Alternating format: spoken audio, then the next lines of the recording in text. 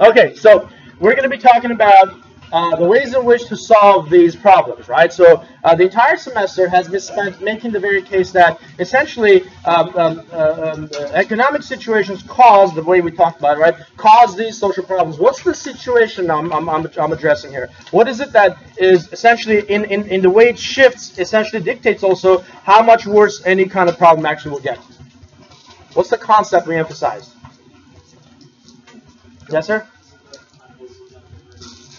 Right, but what is capitalism doing that's enhancing these problems? Economic inequalities, right? So as the inequalities grow, right, as they get worse and worse and worse, right, as the rich get richer, this only means the poor will get poorer, right? Money isn't made or lost was the statement we saw made, right? Money is simply transferred. As more and more money is transferred from the hands of the have-nots into the hands of those who have, right? This in itself creates extreme inequalities. And in the face of extreme inequalities, essentially, social problems become worse and worse and worse and worse, right? And we'll see how this is also true. So with that mindset, let's now approach the situation by trying to come up with ways of solving these problems, right? So if the causal variable is increasing inequalities, then what would be a way to reduce these problems in society? Decrease inequalities. Very good. So to understand this, we should kind of offer ourselves a little bit of a review of what we've talked about before we go any further. Can we get some of the lights in the back, like the ones up front? Kind of recording this and I don't see all that well. I'll turn them on as they're not off.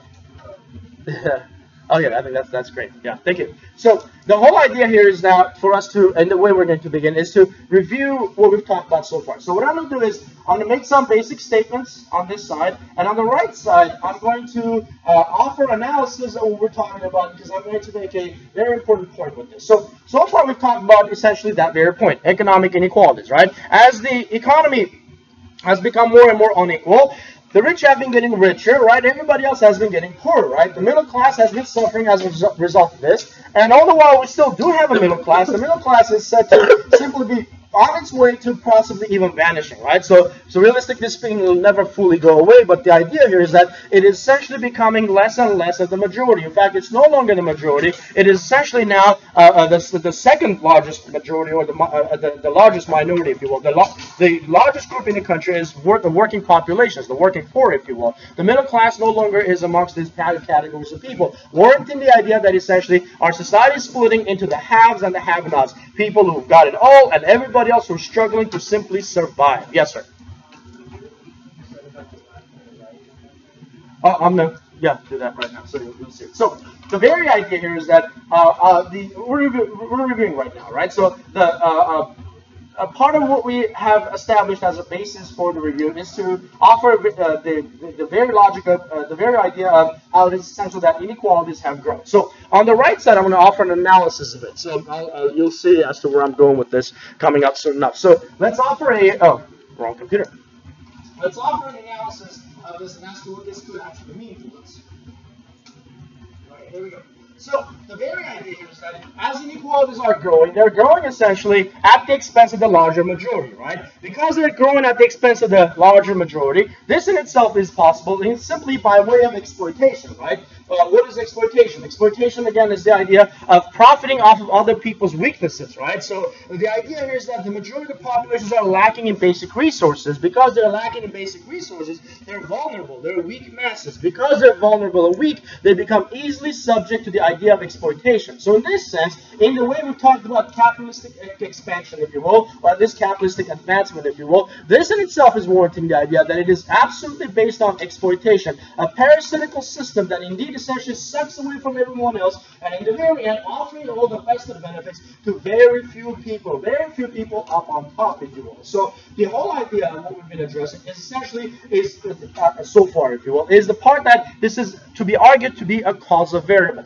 This causal variable of economic inequalities and how they're actually there to contribute to exploitation and so on also lead to, as we talked about, family and gender problems. So the left side, we're going to do the reviews. The right side, I'm going to keep on adding some key concepts with one another. And again, it'll make sense as to where I'm going with it soon enough. So we talked about how this also leads to not just economic problems, but also essentially problems in the family, right? So imagine the average person unable to afford to pay for their basic bills. If they're unable to pay for their basic bills, right? What does this mean? That they can't actually keep up with their basics. So if they can't keep up with their basics, what has this actually called for? Many people were essentially in position as to send their wives out to work. With the wife going out to work, what began to happen? She brought in an extra income, but as much as she brought in an extra income, things got more and more expensive, warranting the idea that even with the second income, they were getting poorer anyway, right? But all the while, this was the case. All the while, sending the wife out to work did not actually accommodate for what the husband was losing out on. One thing was for sure, for that wives were coming home with an extra income, warranting the idea that they were breadwinners just like the husbands.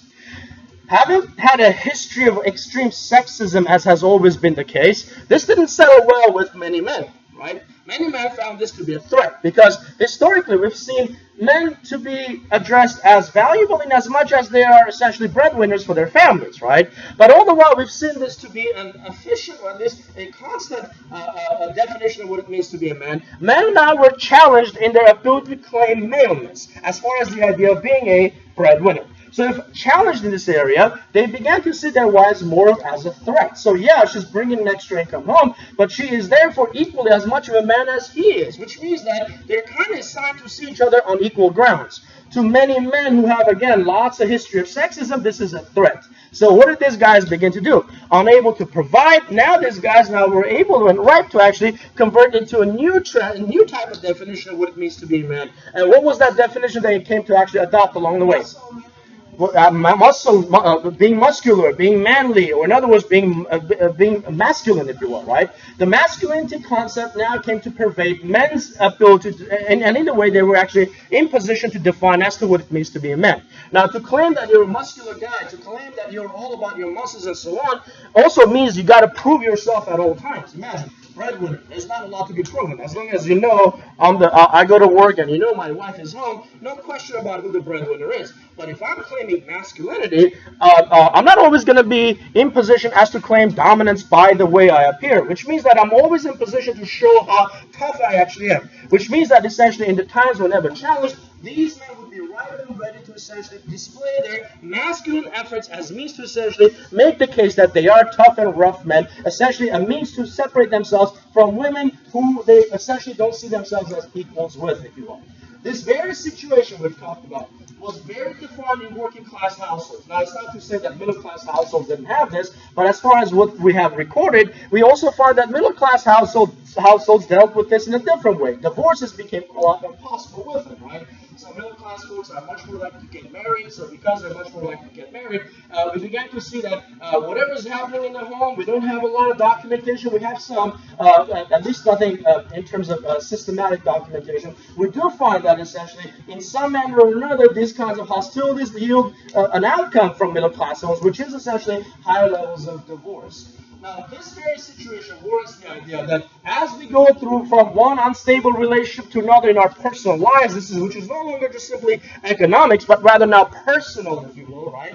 This warrants the idea that capitalism itself also becomes very much established based on short-term relationships. We'll go from one relationship to another and another and another, right? The idea that we could actually settle down with one person for the rest of our lives is at best as they simply a laughable concept, right? Now, some of it is good. You could say you go through trial and error and learn how to settle down with the right person and so on, except the problem is that often what we think is the right person, we discover we're not exactly that right because the conditions we just talked about also eventually can change and shape the relationships with people, warranting the idea that essentially as we go from unstable relationship to another and another, essentially this in itself warrants the idea that we become very much set on very short-term, shallow relationships, right? Each and every one of us have had this, and if you haven't had it, you probably will go through this, in time, if you will. The very logic here is that capitalism has this ability to essentially not settle down in any kind of permanent manner, but rather be set up in a manner as for it to go from one situation to another, one relationship to another,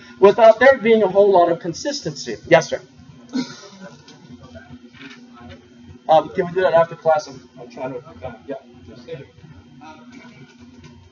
So, we also saw how capitalism creates racism. So we're now, again, doing this part, the review part. Now I'm talking about the part about racism. We saw how as capitalist expansion led to the idea that it's going to now be on the lookout for cheaper labor, if you will. They started by moving to Mexico, right? Later to Asian countries and so on, right? But as they moved to Mexico, they killed off not only the middle class here by taking the jobs from them, but also over in Mexico, they killed off their middle class also, especially those living by the border, right?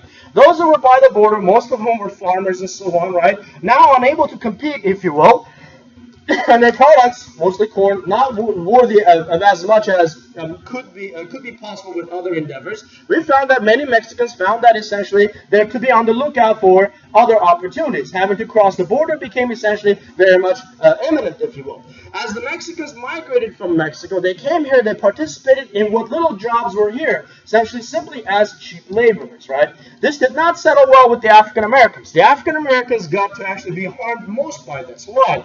Cheaper labor is replacing them, and all the while it's replacing them, it is replacing them on grounds that they're easily identifiable, right? African Americans, the dark skin, you can easily tell them apart from most people, right? Because you can, the ones that would be easily discriminated against would simply be the African Americans, right? We saw how they got discriminated against in the South. Technological advancement actually killed off their employment. They came to the northern states for jobs in the north, like in the automotive industry, right? And then in the meantime, as they maintained some livelihood in the north, that was a short-lived situation. Why? Those jobs again moved. They moved to Mexico and again other parts of the world. As they did so, the African Americans were now left behind. Going to the south was not an option. Going to Mexico and other Asian countries was not exactly an option. The only option that was left for them was to go after the jobs, some of which were in the suburbs. That did not make sense, a whole lot of sense. Why? Simply because you needed to buy a home in these suburban areas, right? And since the African Americans had a whole history of extreme poverty, following the job simply became unrealistic to expect. So in this sense, the African Americans got stuck in the cities, if you will, and as long as they got stuck in the cities, they simply got essentially left behind in this manner. In the meantime, as this was the case, as social problems of drugs and social problems of gangs and so on became very much defined, right? We also began to find that essentially the legal system would be now endowed in a manner as to target them. So in this sense, the legal system now promoted and supported by the white populations would be now endowed in a manner as to target these racial minorities, right? African Americans and Latinos would be targeted by the legal system and systematically would be essentially incarcerated, right? Take a look at some basic findings in the discussion on drugs and on crime, right? There's this discussion of how whites are more likely to use drugs, 3 to 4 times more likely to use drugs versus African Americans or Latinos, right? But yet, who do we see mostly in our prison systems? Of course, racial minorities. Half of all the people in our jails are simply African Americans alone. It isn't because they're committing more crimes than anybody else, it's because they were targeted by the police system.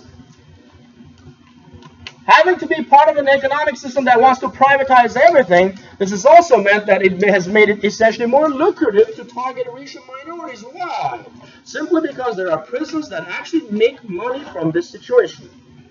As was the case in Arizona, geared towards the African Americans, and as is the case with many, many private prisons who would essentially be open to the idea of essentially incarcerating as many people as possible, it made it easy for the criminal justice system to be endowed as means to essentially target the racial minorities.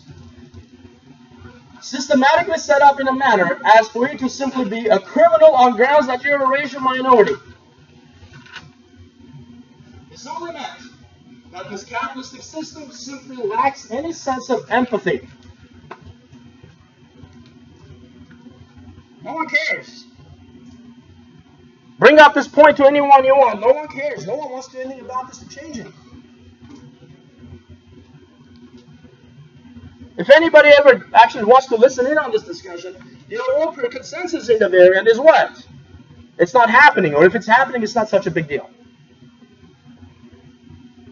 Lacking in empathy as a basic logic of capitalism, if you will, it has no sense of affection towards anyone.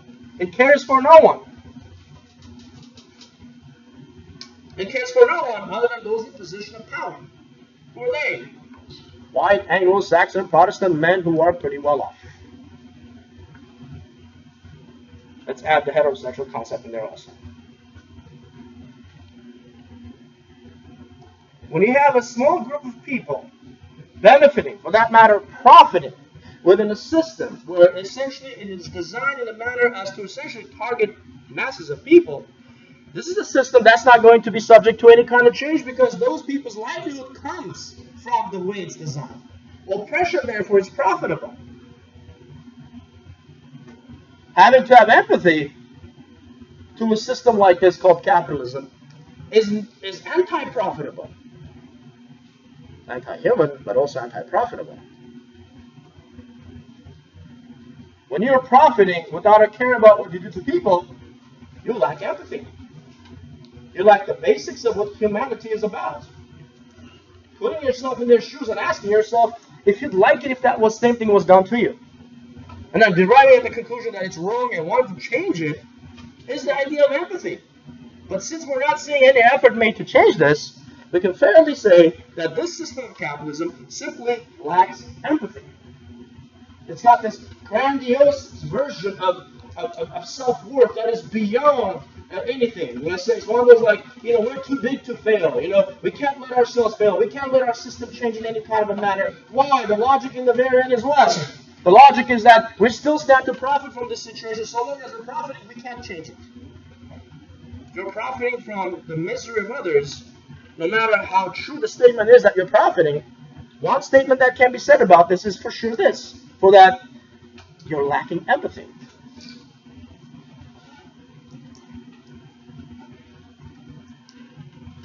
What does this do to the educational system?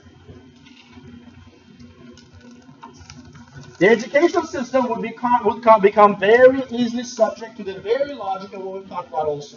The logic of the market, which says essentially the well-off are to have all the best of stuff, and all those who are essentially the disadvantaged are to be left behind. Remember how we talked about how taxation works for schools, right? Taxation works based on the idea of how much people are paying in taxes in that given neighborhood. Which means that if you live in a rich area, your school is getting really great funding because people in that area make really good income, right? But if you live in a poor area, people in that area don't have much employability because they don't pay much in taxes. And if they don't pay much in taxes, your schools in that area are underfunded significantly. So in this sense, the rich get all the best of stuff they want, and the poor simply become left out in terms of even having to have basic facilities for them to take part in. Imagine what it was like for the poor kids, and in terms of what it's like for them to return home. Parents not together. Even if parents are together, they're working all the time, unable to actually be there for their kids in a school environment that is unable to essentially offer them tutoring. Many of these kids would simply become left behind. Many of these kids simply would become left behind in a manner as for them to become failures. Not because they're not smart, but because they lack the resources. So much so that when time came for them to go to college, middle class and higher is where we started to see essentially college graduation from. Anybody who was below the middle class, college graduation was not non-existent. It was just simply super low. If we know a way of actually escaping poverty, that to be credited to the idea of education, majority of the poor and working populations would be kept out of that path. And you know what the worst part about this was? The worst part about this was that the people who are graduating from college are not necessarily the talented. They're the ones, what's that? They're the ones who essentially were able to buy their way through because their parents had money to keep them in school. So we could have simply had a lot of talented people from the lower and working classes, but because their parents were not well off enough, they got left out of the educational path. And the ones that actually went and got a degree, many of them are probably not that very talented anyway. And the worst part is that many of these kids do so by cheating. What does this mean in terms of how invested capitalism is in its future? If you don't invest in education, are you investing in your future? No, there's no other way you can invest in your future if it's not in your education. Education is the best investment you'll ever make, right? But keeping a mass of people, the majority of people on the path of education, warrants the idea that capitalism simply has no realistic long-term goals. It's all about right now. What can I profit off of right now? Who can I profit off of right now is all that capitalism cares for.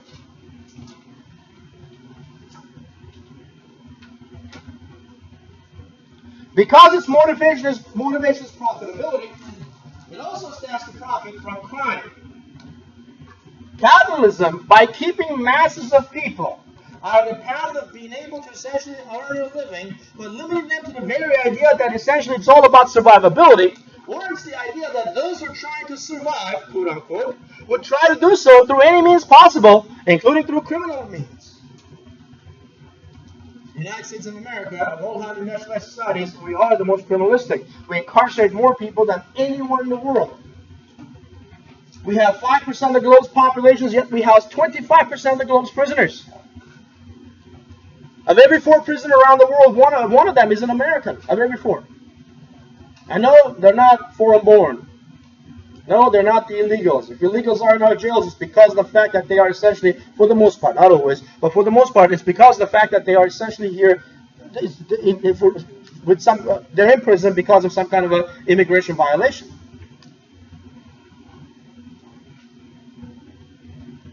Criminality doesn't stop here. It gets far worse. Far worse, especially at the top, amongst the wealthy. White-collar crimes are the kinds of crimes that are most commonly like to commit. Official estimates indicate, an official government measure was actually offered, that essentially the white-collar criminals cost the United States government 40 times more in damages versus the crimes of the powerless. But who do you mostly see in your prisons? Who do you mostly see in your prisons? Racial minorities, but yeah, but what's common about all the racial minorities we're talking about? Many of them are for drug charges. What's the commonality? They're all poor. Since capitalism becomes very much endowed in profitability and having to do so through any expense possible, criminality becomes one of its consequences. Consequence that capitalism cares nothing about, warranting the idea of criminal versatility.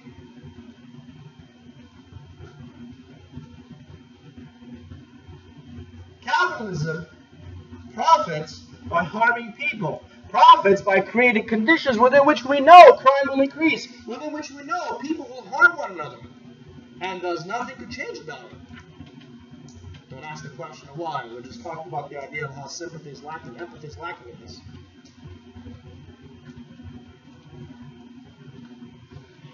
Some of you guys might be looking at this and you might be saying, what was the point of this entire summary? Why are you putting it all together? What's the relevance of it? To understand the relevance of this point, is to address it in the following way. If you were to look up what all these qualities would look like if they were all combined in one person, what kind of a person would you possibly imagine such a person being?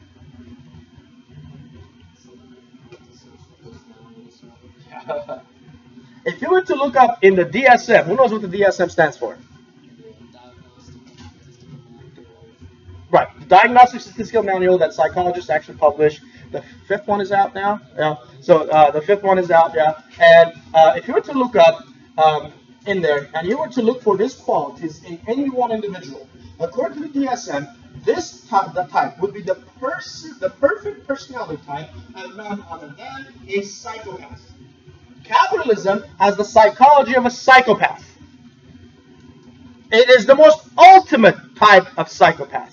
If you look at individual people in the way they might be psychopaths, they meet many of these qualities to qualify as psychopaths. No one is actually all these qualities. The only system we know that fully meets the qualities of what it means to be a psychopath is none other than the capitalist system.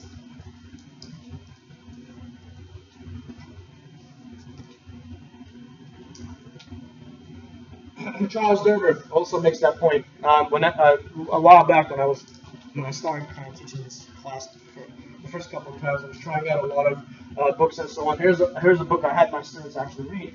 It was called Sociopathic Society, where Charles Derber makes the case that the basic logic of capitalism is based on sociopathology, where people are pathological. People will do things where they are harmful to society, and they don't think there's anything wrong with it. That's the whole point. It lacks empathy. With so many of my friends and even family, I'm like, a lot of these things that you're supporting are actually harming people, right? They don't find problems with it. And I'm like, What if it was done to you? What if it was done to your loved ones and so on? Would you not find there to be profitability? Would you not find there to be a problem with it? The reasoning in the end is in a matter where it's like it's not a big deal. That's the part we talked about lacking empathy. Capitalism is sociopathic. It sets us up in a manner as for us to essentially be not only not caring, but also even supportive of conditions that harm people. And the worst part is that even us, even if the harm is upon us, we still don't find any means to want to change anything about this. Not all of us, of course.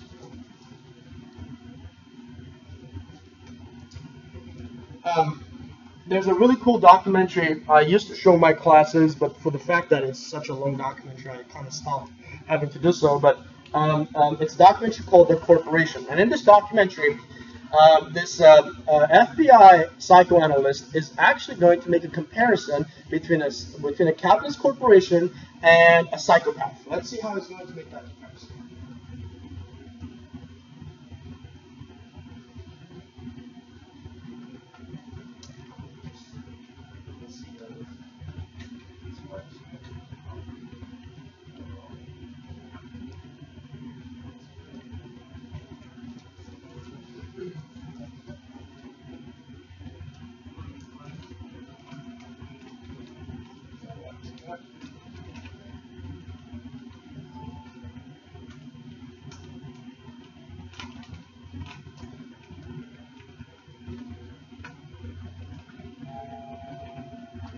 One of the questions that comes up periodically is to what extent could a corporation be considered to be psychopathic?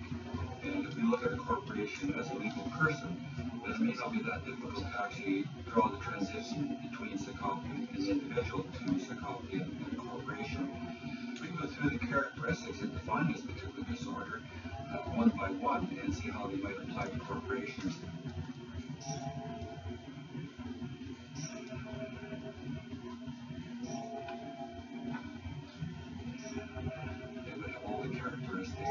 And in fact, in many respects, the corporation of that sort is prototypical of the psychopath. What was saying? Oh, where is it from? The music you said? Oh, okay. All right. So capitalism simply meets the logic of a psychopath. This is what we've been talking about in all this time. These are the same people that want us to let them free. They talk about capitalism as the free market, right? What do you think they talk? Why do you think they talk about it? They want deregulation of corporations. They want corporations to not to be regulated. In other words, they're wanting for the psychopaths to essentially be unleashed upon all of us. For every regulation, cut down on two. That's the recent proposition.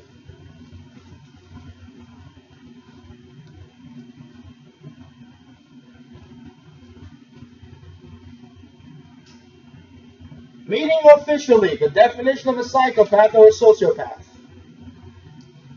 Capitalism becomes questioned in its ability now to support us as a society. What is capitalism? It's an economic system. An economic system is part of society. What do we use economics for? To support in the interest or to offer support in the interest of society. But if you have that system working against the interest of that society, it becomes not only not beneficial, but rather harmful.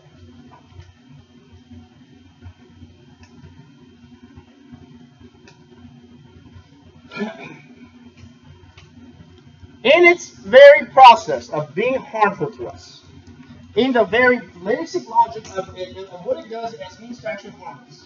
Capitalism, essentially, as suggested, creates a huge gap between rich and poor people. Take a look at this chart. I don't know if I showed this to you guys. Did I show this to you? Look at how things were like post-World War II.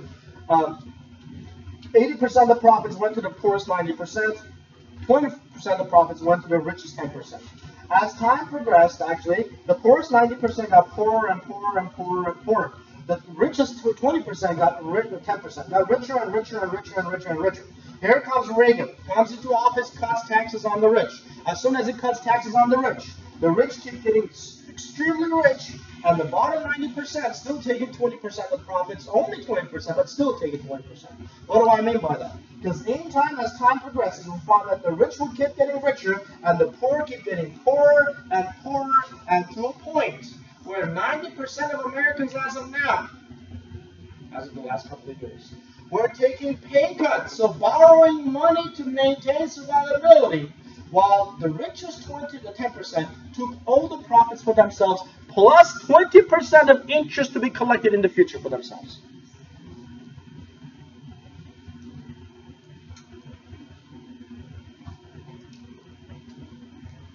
What have they done with all that money?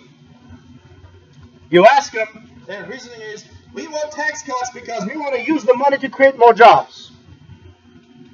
BS. Why? They're not creating any more jobs. Not any more than people can actually afford to buy from.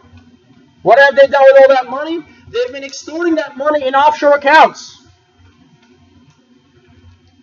32 trillion we know of, possibly up to $50 trillion of our own money extorted from us, the working populations, and put in offshore accounts, where not only is that money not paying taxes here, but also sitting there collecting them interest.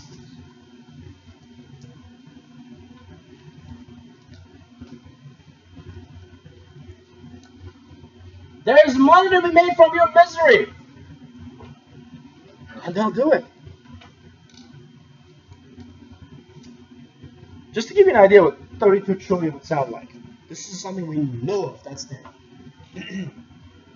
Here's an interesting question I thought of asking as soon as I found out, as this would be true as of about 2 years ago. I'm not sure what the number is now. It's probably a little more, but as of 2 years ago.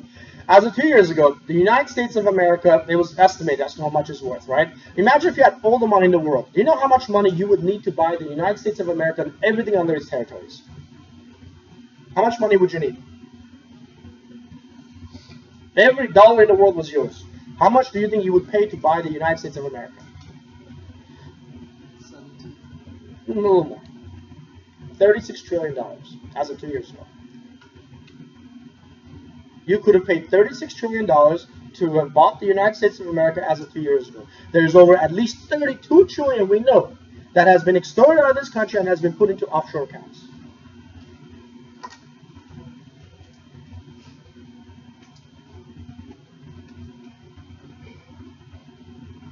Where has all the money gone? I showed you guys the chart of the top 10% versus the bottom 90%. Look at where it's really all gone. All that money has gone in the pockets of none other than, really, naturally, the top richest 1% of Americans. Look at this. Of all the profits produced, 95% of those profits went to the top 1%, whereas 5% of the profits went to the bottom 99% of Americans combined.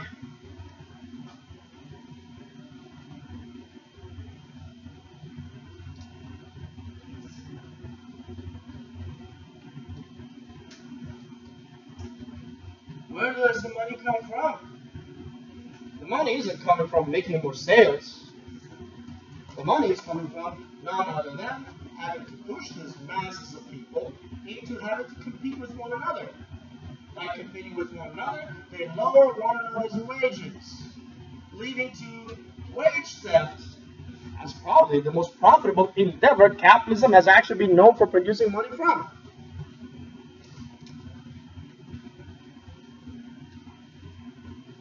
It's not making any more sales.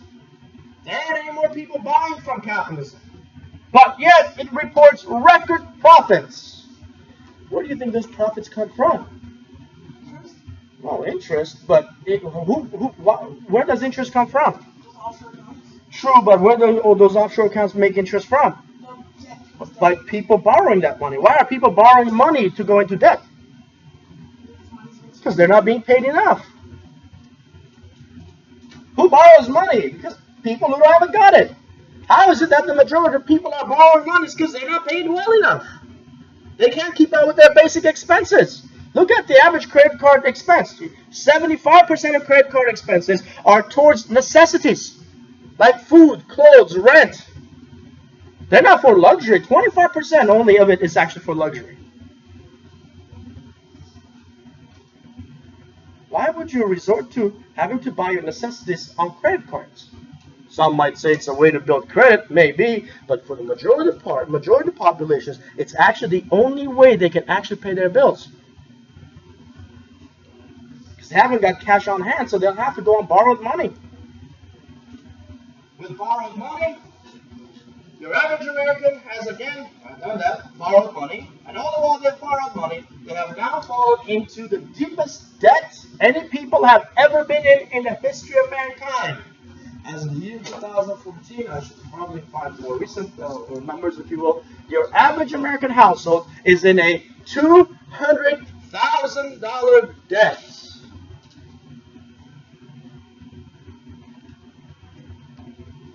$200,000 debt.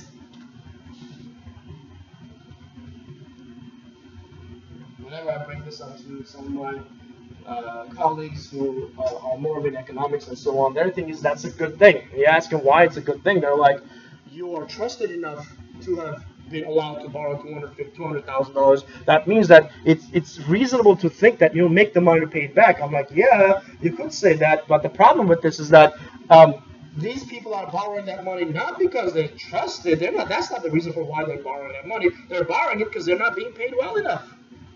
They can't pay their basic bills. Yes, sir. Still debt. You can't pay for your house. You can't pay it off. Along the way, chances are something will come up, a health issue, some kind of issue in the family and so on, where you'll have to kind of refinance your house to make the money. Why? Simply because you haven't got the cash. Yeah, it does include mortgage. Of course it does. You could say it's good debt, right? But the fact of the matter is that if you have this kind of debt on a regular basis, it simply means that you haven't got enough money to conquer those debts.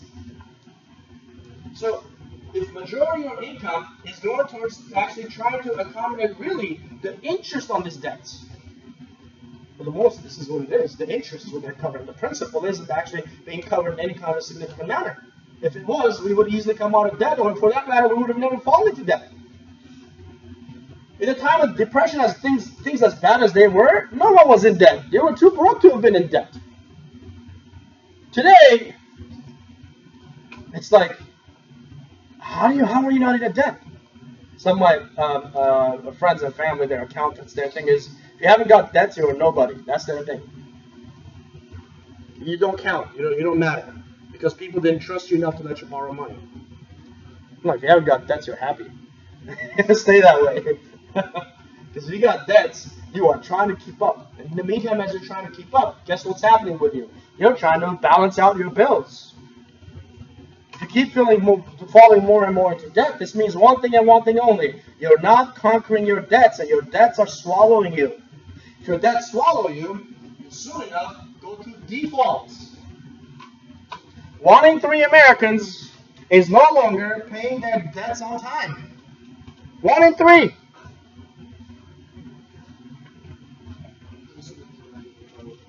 Yes. Yeah. 1 in 3 Americans is defaulting on their debts.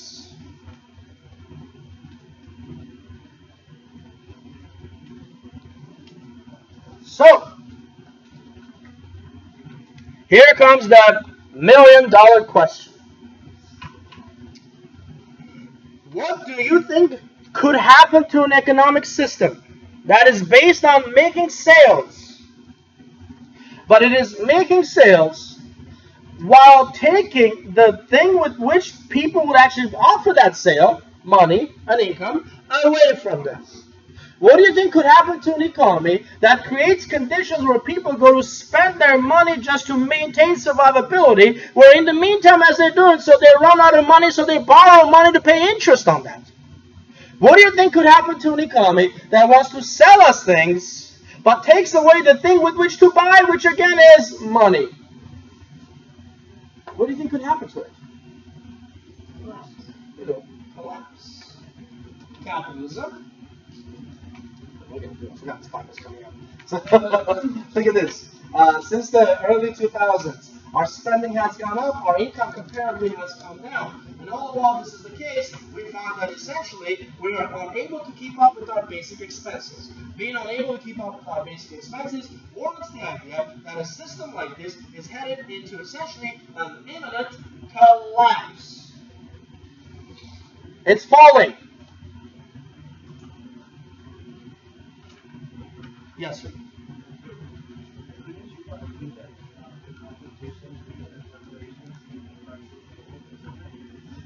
They can, but the problem is that when you work as a worker and because you're competing for lower wages, your consumption power is lowered with it also.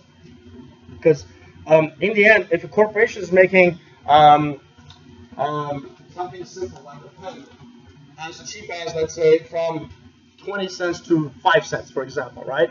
They're having to do so by taking that job out somewhere else. If they're taking that job out somewhere else, the person that was making this pen is out of work. So even if you make this pen 5 cents for that person who's out of work, that person is lacking the income to even keep up with that 5 cents. You know what I mean? Because that person is lacking the income to keep up with it, this is actually more expensive. That's the point of this. As much as they're trying to lower prices, they're lowering the prices at the expense of our income, at the expense of the idea that we would actually engage in consumption.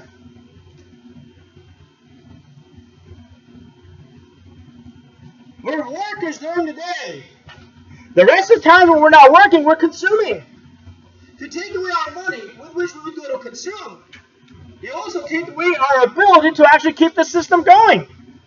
If you take away our ability to keep the system going or functioning, if you will, then you're simply setting up this very system itself, more like, is setting itself up for its own destruction.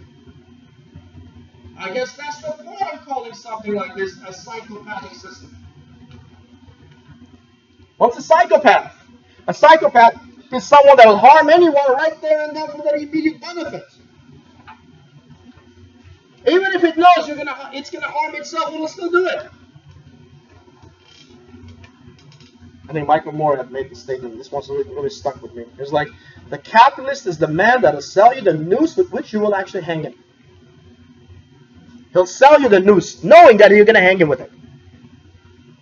Because at that moment, the profit is more important versus the 5 minutes after that when it's going to be hanging out against it.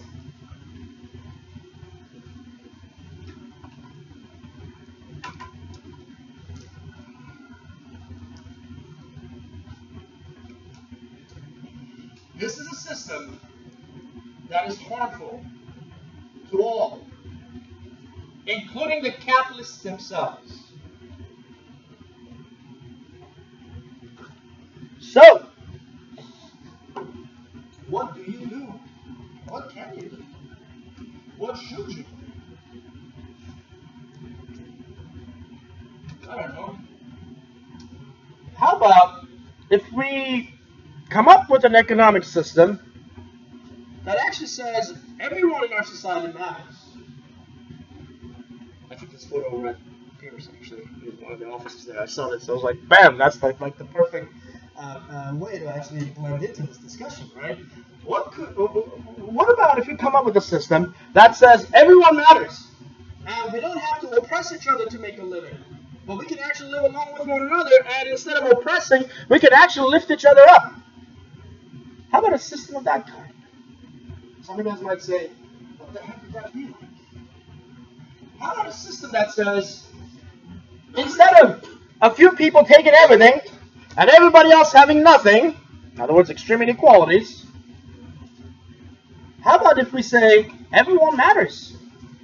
Everyone matters, more or less, equally. We all are equal members of the society, aren't we?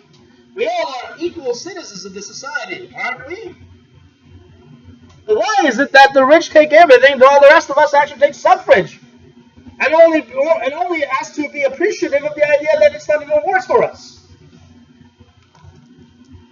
How about if we can come up with a way of actually saying everyone makes more or less equal contribution, so everyone should get their share? Some of you guys might say, what the heck would that be like? What would that be like if you could get a greater share of the profits your labor produces? Well, if capitalism is collapsing, The workers, you guys, you are the ones who keep the system going. Because you're the ones who keep the system going. Why don't you guys get together? Why don't you guys bring all your power together and create something, a new system, a new economic system that is there to serve you, the people. The workers are also consumers.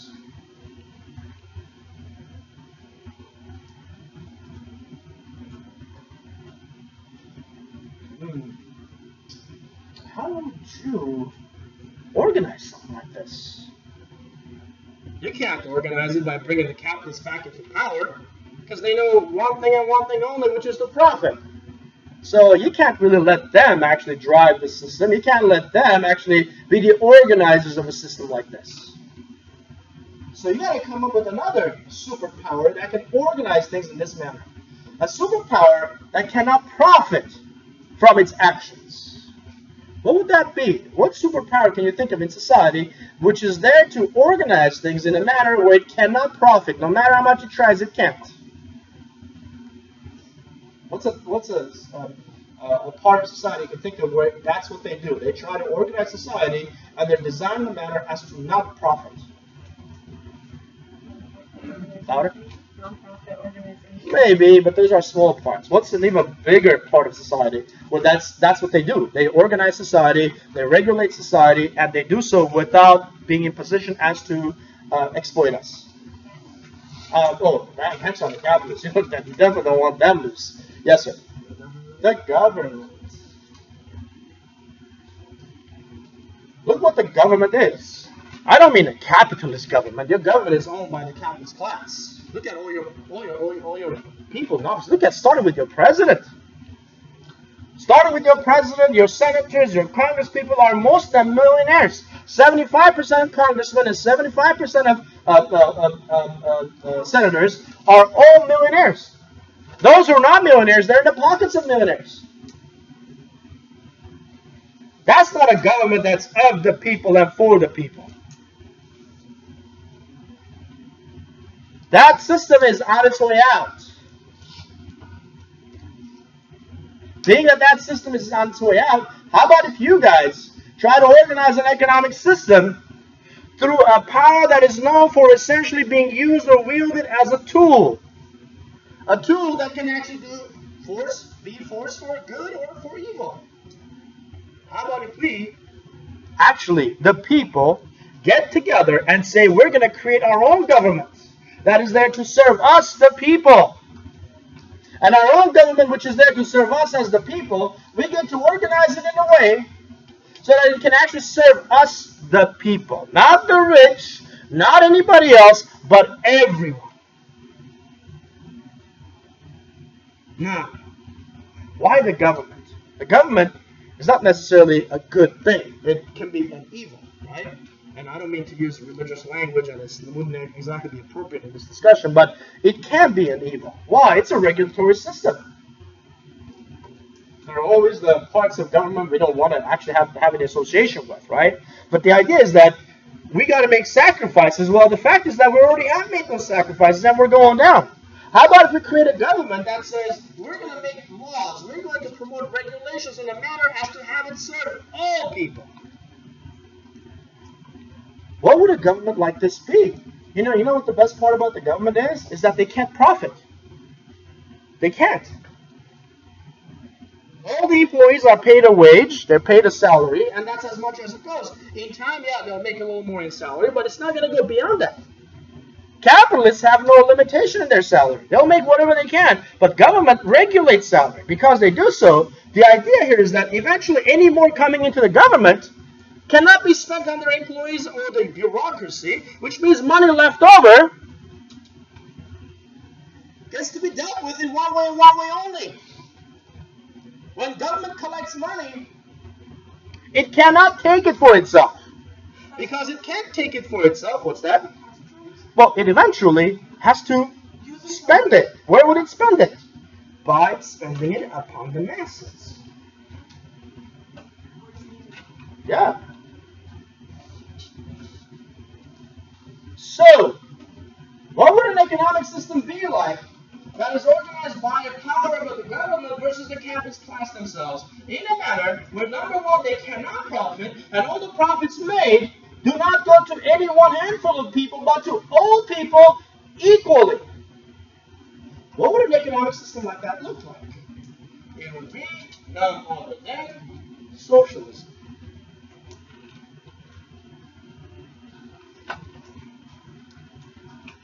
You want to reduce inequalities, the only way we know how to do so, if that's the cause of problem, the only way we know how to do so is by way of producing none other than socialism.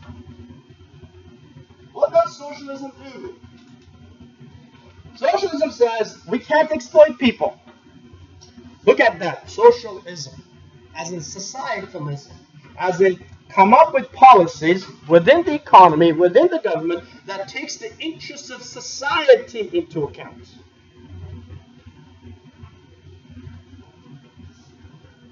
Not a few people in that society, but all people in that society.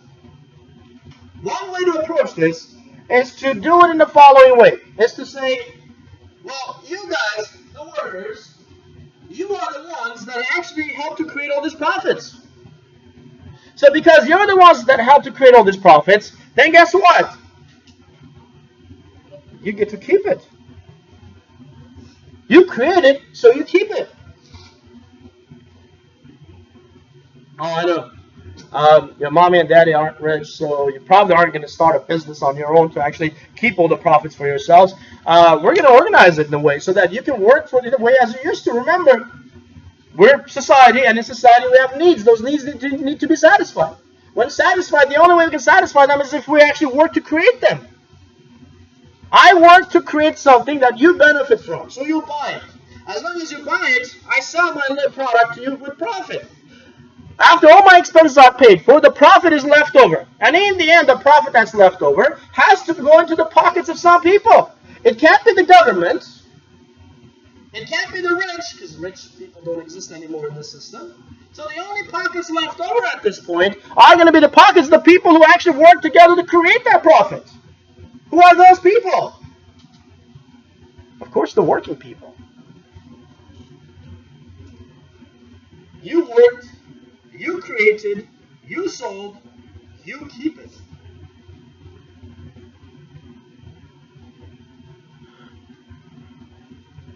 What would it be like now that all the profits, instead of going into the pockets of a few rich people, now come into your pockets? What would that mean to you as far as your economic situations are concerned? Are you getting poorer or richer? Anyone? If the profits don't go to the rich but come back to you as the people, split it up amongst all the laborers, and eventually, what would that do in terms of your income? I think we open your eyes. You will raise your income tremendously.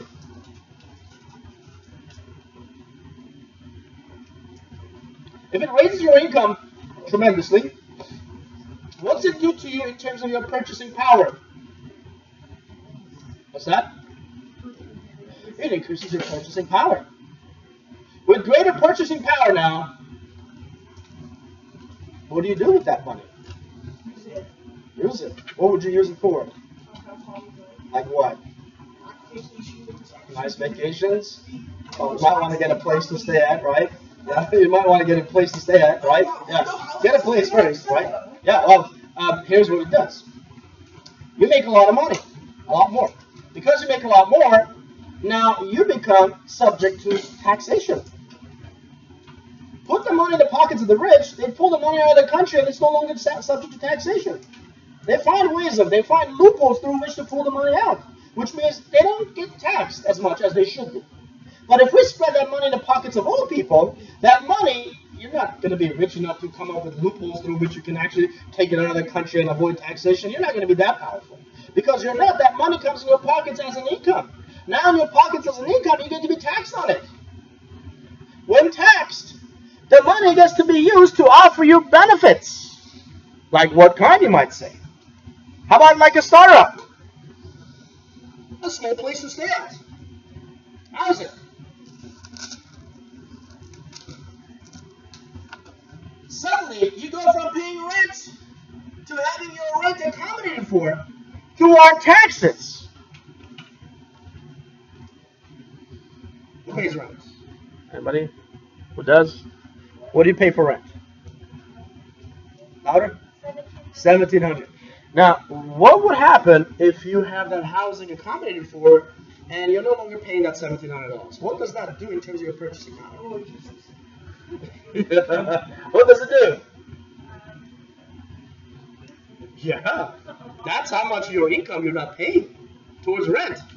What would you do with that money? Save it. Maybe spa day every once in a while. Yeah, why not splurge? Yeah. The people providing with spa day are making money off of you. Yeah. And what do you do with the rest of your money that you're not spending on spas? What? Paying off your credit cards, and then what else? After you're done paying them off, save up. Hopefully that's somewhere in the combination in that formula. Yeah. So as you're saving up the money, eventually, what will you do with it? And once it keeps on accumulating, what would you do with it? Buy a house. How about that? Yeah. You don't want to stay that starter up for the rest of your life, right? It's a starter up, right? So, I mean, unless you like that small environment, and small places, by the way, have tremendous benefit. A whole lot less to clean, a whole lot less headaches altogether. The bills are much less, and so on. So you might like the slow lifestyle, and if so, then good for you. But if you're anything like probably most of us, you probably want to get your own place. With not paying rent, you now save that money to buy yourself a house. What is this doing in terms of your wealth? You're getting wealthy. You went now from being poor to now becoming wealthy.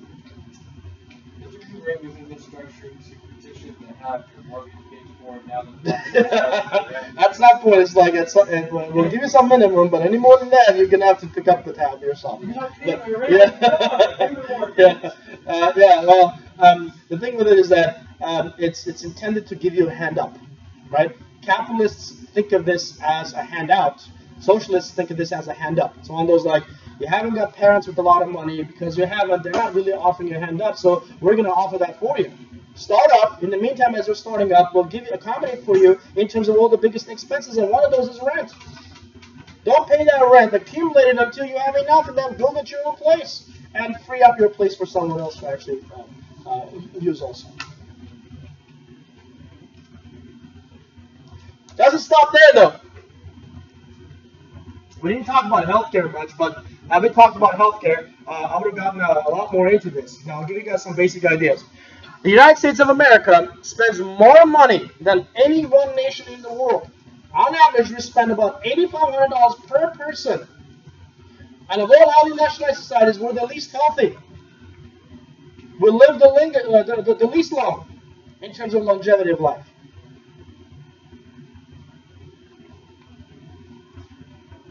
And in the meantime, as we're living in that time while we're alive, we're living that time a lot more frequently, we're much more likely to be sick in terms of frequency. And those times last longer.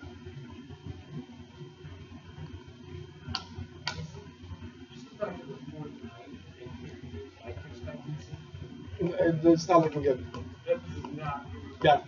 I mean, we're not the worst in the world by any means. It's just that, yeah, we pay more to live less, and the countries that are going to be practicing this model, I'm going to make the case of how they pay less and they live longer and healthier. Yes, ma'am.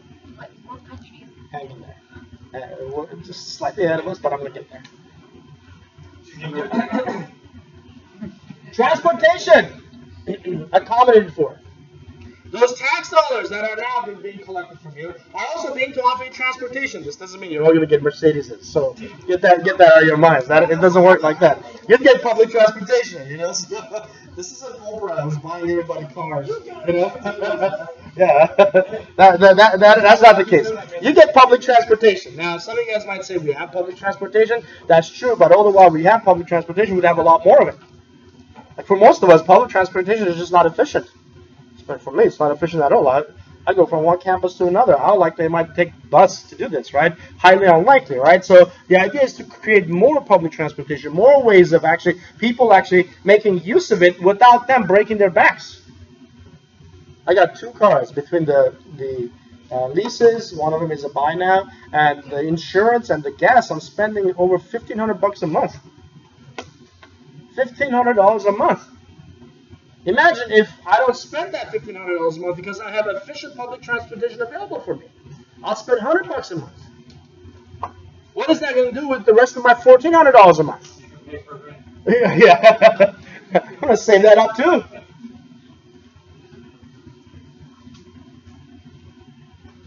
Education. Covered for from the moment you're capable of going into a classroom until you feel like you're done. Universal education offered to everyone without a penny out of their pockets.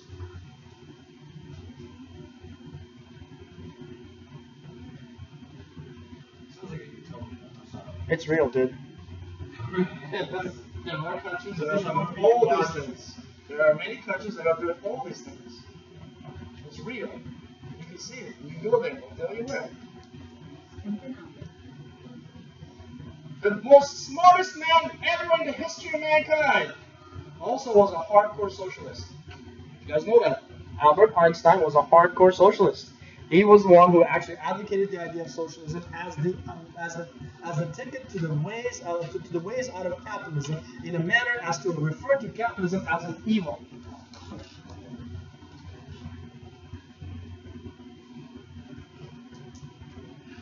Albert Einstein was a socialist, and a hardcore one at that too. They wrote a pretty long article about why socialism is the reality of time. But main thing is that it's the best way out of the evils of capitalism. Some of you guys might say, what would something like that look like?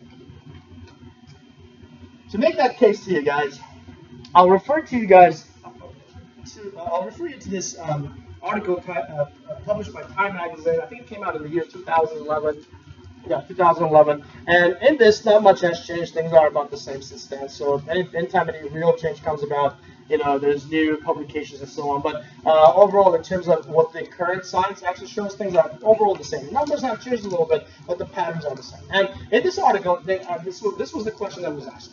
Can you still climb up in America? Can you still do that, right? I mean, the United States of America is known as the land of opportunity, right? But often when we say it's the land of opportunity, do we really have evidence to support it? Now, at once, we can easily say we were. But is that necessarily still the case now? Although the answer is not no. The United States of America is one of the places where you can experience a better quality of life than in most parts of the world. We find that there are other places where people can enjoy quality of life and standard of living more so than is possible here in the U.S. Look at this. In this article published, it asked the question of how likely you are to move up in your lifetime. For every step you can be expected to move up in the United States, you can do slightly more so in France, noticeably more so in Germany, even more so in Sweden, Canada definitely more so, Finland, Norway, and Denmark. For every step you can move up here in the United States, in Norway, Denmark, and Finland, you can be expected to move up 2 to 3 times more in that same amount of time.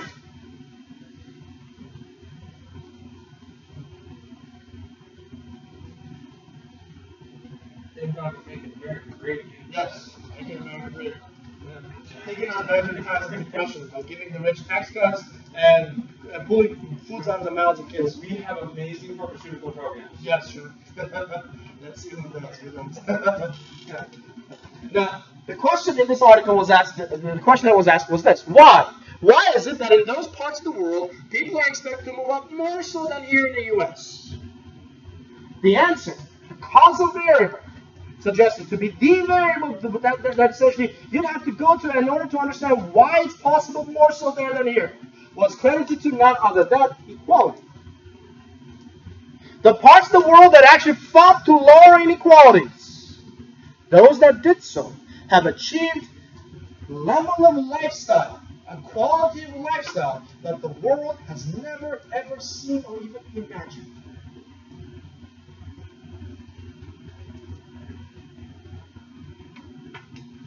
Indeed, inequality is the causal variable, because when controlling it, when lowering it, it seems that quality of life and the standard of living, in fact, changes for the most part, not for the most part, in its entirety, for the better. How is this measured? This is measured by a measure known as the Gini coefficient. The Gini coefficient measures things in two extremes. An extreme of 0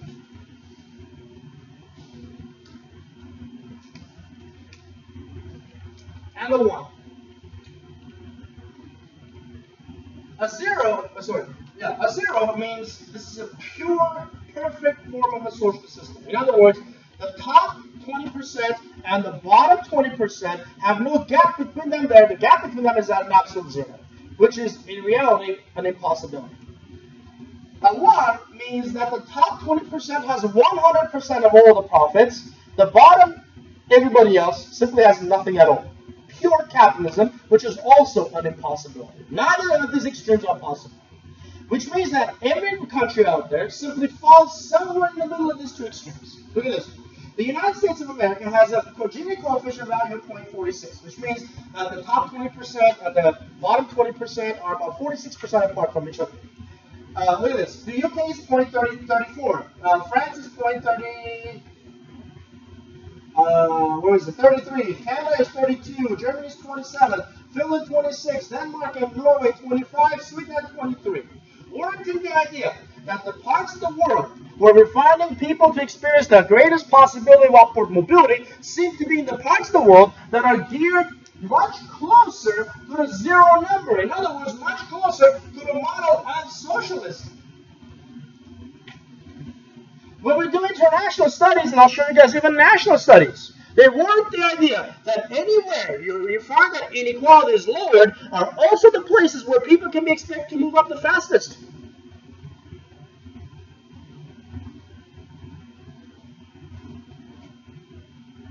Look at this. Time magazine got its sources from generic sociological research and so on. So here is one. I have this on my website. You guys can go and actually get all these articles. The website I get it from is from equalitytrust.org. And this is a website designed especially for the idea of informing us of all the researches that are essentially promoting the view that essentially equality is a way to actually better quality of life. And here's what we find. That essentially the more unequal societies are, the less it is possible for you to move up. The less unequal societies are, in other words, more socialist they are, the more people can be expected to move up. And it seems that all these are concentrated in the Scandinavian parts of the world.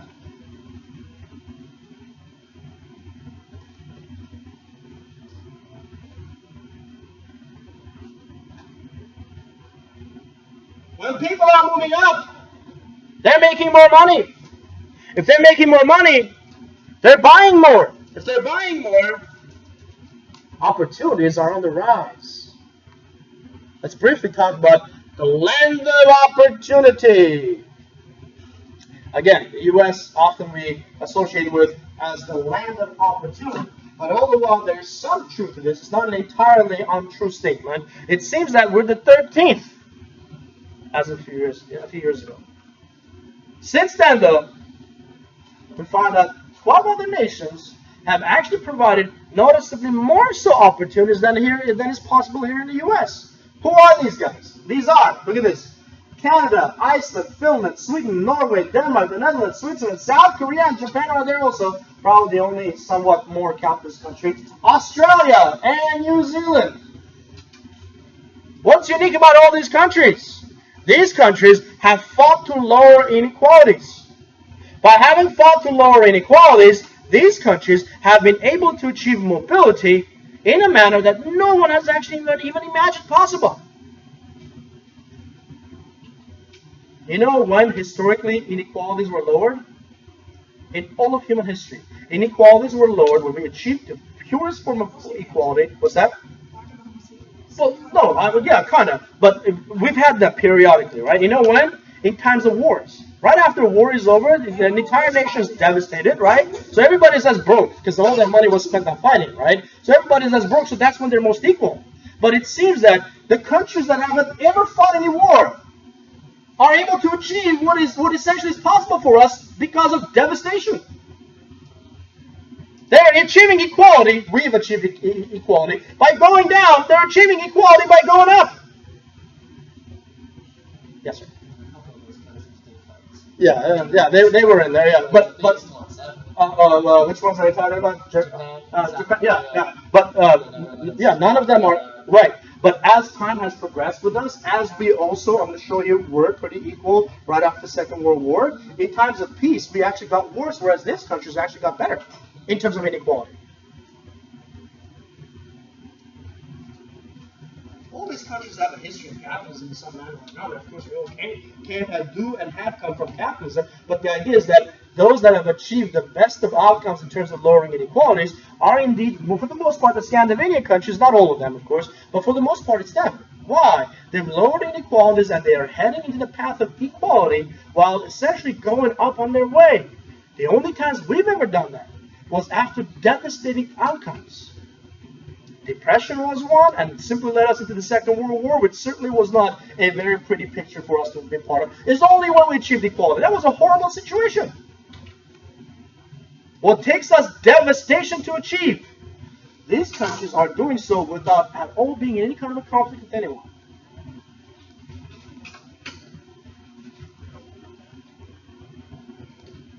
By lowering inequalities, you attack the area that needs fixing. What's that? That is poverty. Capitalism wants to benefit the rich, and sometimes they might remember the middle class. Everybody else, they want to screw them all over. Socialism says, that's crazy. A society is only as good as you are essentially taking care of the weakest people in your society. And I don't mean that as a moral point. That sounds very cute and moral and so on. I mean that as an economic point. You need to take care of your poor. You need to raise them out of poverty. If you want to thrive, you pull your poor out of poverty, which is the very motivation of socialism. They fight for the poor. I'll explain why it's economically essential that you actually do this. You don't fight for the poor, you are harming your society in tremendous ways. But I'll give you guys some basic facts before I actually make that case. Take a look at this. 15% poverty rate with us, whereas in the Scandinavian countries, they have about 5 to 8% somewhere in there. They have half the poverty at worst, and 1/3 of the poverty at best with us. And you know what the best part is about them? Is that in the next about 10 years, their poverty rates will plummet by another 50%, while our poverty rates will probably double. Some of you guys might be like, what do you mean? How is that possible? Their poverty rates plummet and ours will go up. It makes every sense. I'll tell you what. Who are the majority of their poor? Do you guys know? Any ideas? The majority of their poor are actually the old. Really, by modern standards, the baby boomers. The baby boomers have now retired or are on their way to retiring, and as they're doing so, they grew up and they made what wealth they did in the early part of the post-World War II era, not in the same way as was the case in the last couple of decades, but whatever the case is, amongst the majority of the baby boomers, some of them were poor. Because they're poor, they essentially are the majority of the ones representing poverty. What does this mean? This means that in the next 10 to 15 years, when the baby boomers are for the most part have passed away, their poverty rates will plummet because they won't be there to represent people in poverty. Now, some of you guys might say, well, that's true about us also. Our baby boomers are going to pass away also. That's true.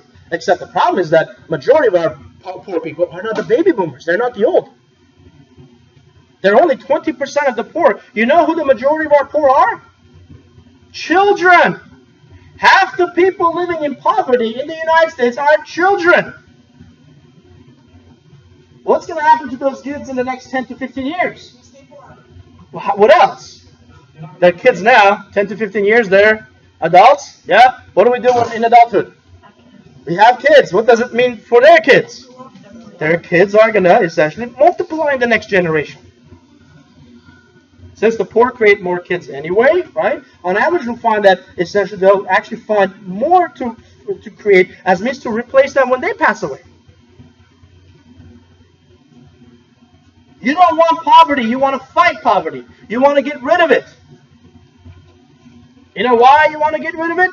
Because if you don't get rid of it, number one, they'll create more poverty, which means the poor will eventually become a drain upon you. They will. But the best part about this is that by reducing poverty, not only do you get rid of people who will eventually drain you, but also you'll fight to raise their quality of life so that they essentially can afford things on their own. Not only afford things on their own, but also be productive members of society. You want the poor pulled out of poverty. You want to offer them benefits to be pulled out of poverty. Why? Because when they have those benefits to fall back on as means for them to maintain sustainability, the poor end up having to have greater purchasing power. With greater purchasing power, they come and buy from you, leading to prosperity. You can either create poverty and have them drag you down, or you can lift them out of poverty enough for them to find sustainability so they can pull the rest of us up with them too.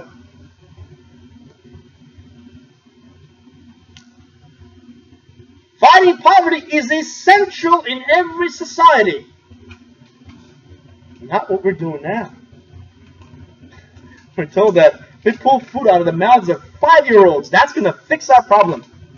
To give it to billionaires who will actually lock that money up in some offshore account. That's our solution, apparently. That's insane. You want to lead to prosperity, you bring the money and circulate it back into society. The only way you can do so is to spread it out a lot more equitably. Creating poverty ain't going to help your case. Is that a hand? Yes, sir? I don't want to be cynical, Go ahead. but I'm going to. So I ran in a different direction. I felt as we were going through that conversation, every time I'm on the freeway, I feel like I'm surrounded by morons. If we keep running the direction we're going, and the lower class breeds at a higher rate than the upper class, and the lower class is uneducated, at some point in time, literally, I'm going to be surrounded by morons. Well, to be uneducated doesn't necessarily mean you're a moron, number one. Number two, this is going to solve that problem exactly in that way. To lift the poor out of poverty also means to offer them education, something we're going to get into. I get there for that. It would be a whole lot less. It doesn't mean they won't drive stupid. They will. It's just that we all of us have been that moron to somebody else, right? We all have been.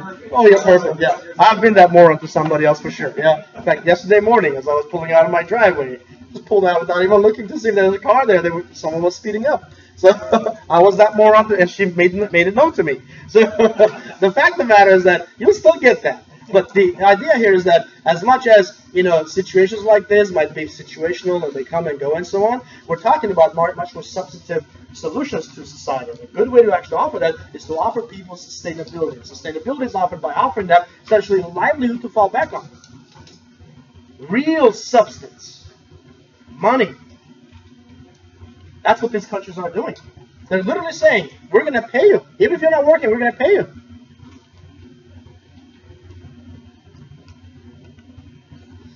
You go live there, you'll be paid. If you don't have a job, you'll be paid. I think it's like about $1,000 a month. It may not sound like a lot, but they don't pay rent, they don't pay for transportation, they don't pay for the basics. How come we get upset when someone comes from another country and we subsidize their... Because we're capitalists. You go there, live there, they'll take care of you. And as a foreigner, you don't even have to be a citizen. Maybe not so much recently because of the refugee situation. They've become a lot more alarmed out there. But wait until the situation kind of comes down and so on. You'll find a lot better treatment from them. As an immigrant, both my cousins are in Germany. Both of them, they went there for student visas, right? They got student visas and went there.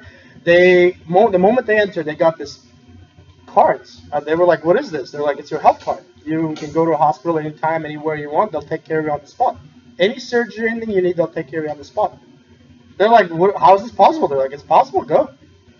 They got there, they got free education, they got free housing until they actually finished. They're both now finished. They both have gone to good jobs, and because they've gone to good jobs, they're making a decent income. Now there's people that are being taxed, and the money that was invested in them is not being taken back. It was like, you can either be a strain upon me, and I can spend money to actually incarcerate you, or I can spend that money on you right now to allow you an opportunity to actually have a leg up, so that when you find a level of constructiveness in your life, you can move up, and when you do so, we'll take that money from you. We'll tax you. Capitalism spends money to oppress you. Socialism spends money to lift you up. Yes, sir.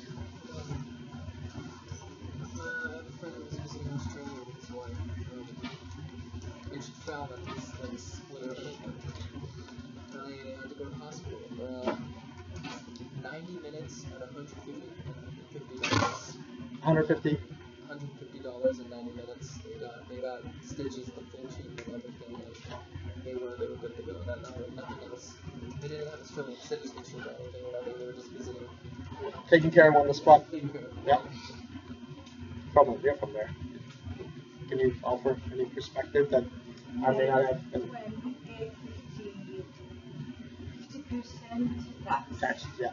50 plus even. How do you pay for all this stuff? Of course. The government, they have the money to spend it on education or other things. So That's the idea. if you're willing to pay the high tax, then Things don't grow on trees, but the beauty of that is that you pay high taxes, that's true, but all the while you do so, your money becomes used to buy all your necessities in bulk, which makes it cheaper.